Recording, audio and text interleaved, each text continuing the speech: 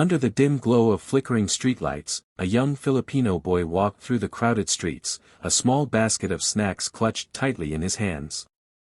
His bare feet padded against the rough pavement, each step marked with both weariness and determination. The city was alive with noise, cars honking, vendors calling out, laughter spilling from restaurants, but for him, the night was just another battle for survival. Every coin he earned held weight, not for toys or treats, but for the fragile life of his sick mother waiting at home. He moved from person to person, offering his snacks with a polite smile that hid his exhaustion. Some people brushed past him as if he were invisible, their eyes fixed on their own lives. Others glanced briefly, offering a kind smile but no purchase. Occasionally, someone would drop a coin into his hand, a small act that meant a little food or medicine. Though his stomach growled with hunger, he ignored it, focusing instead on the responsibility far greater than himself. In his young face lived the innocence of a child, yet in his eyes burned the resilience of someone far older, someone forced to carry burdens too heavy for his age. Each rejection stung, but he pressed on, fueled by love, by duty, by hope that somehow tomorrow might be kinder. In that sea of indifference, his quiet struggle told a story not of defeat, but of courage rising from hardship. The boy's day stretched endlessly, and as the sun dipped low, he watched other children chasing one another, their laughter echoing like music he longed to join. Some clutched ice cream cones, their faces sticky with sweetness, while others carried toys in their hands, gifts of carefree childhood. He stood still for a moment, his basket lighter now, but instead of joy, a pang of hunger twisted in his belly. He could have spared a few coins to buy himself a small treat, but his thoughts quickly turned to his mother. With careful steps, he approached a food stall, his tiny hands trembling as he handed over almost all he had earned. The vendor gave him a small meal wrapped in paper. He held it close, inhaling the warm scent, but not a single bite passed his lips. That food was not for him.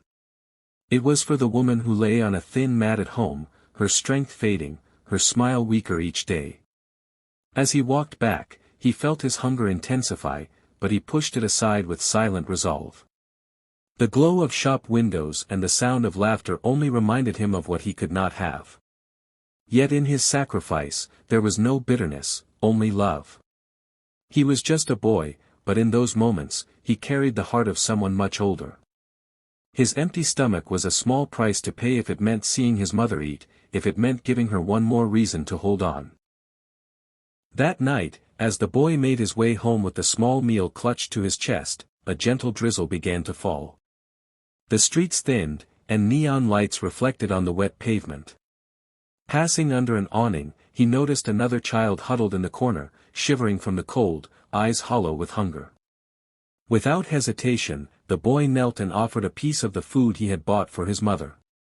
The other child looked up in disbelief, then accepted it with trembling hands, whispering a faint "thank you." From a short distance away, a man had been watching. He had seen the boy selling snacks earlier, noticed his thin frame, and now witnessed this moment of selflessness.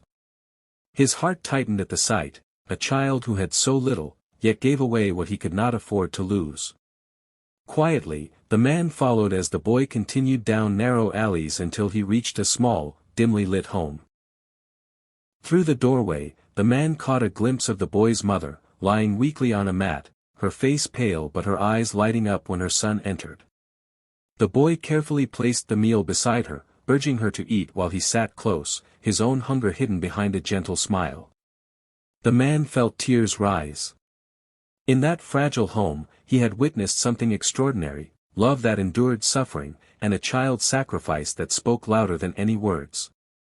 It was a moment that would change not just the boy's life, but his own as well. The man walked away that night with a heavy heart, but the image of the boy's quiet sacrifice refused to leave his mind. By morning, he had decided to act. With a trembling voice, he shared the boy's story online, describing the barefoot child selling snacks, the kindness he had shown to another hungry child, and the frail mother waiting at home. What began as a single post quickly spread like wildfire. Thousands of strangers, touched by the story, reached out. Some offered money, others food, and many sent prayers and words of encouragement. Within days, donations poured in.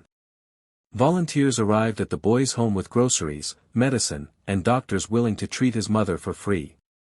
For the first time in months, the small house filled with laughter instead of worry.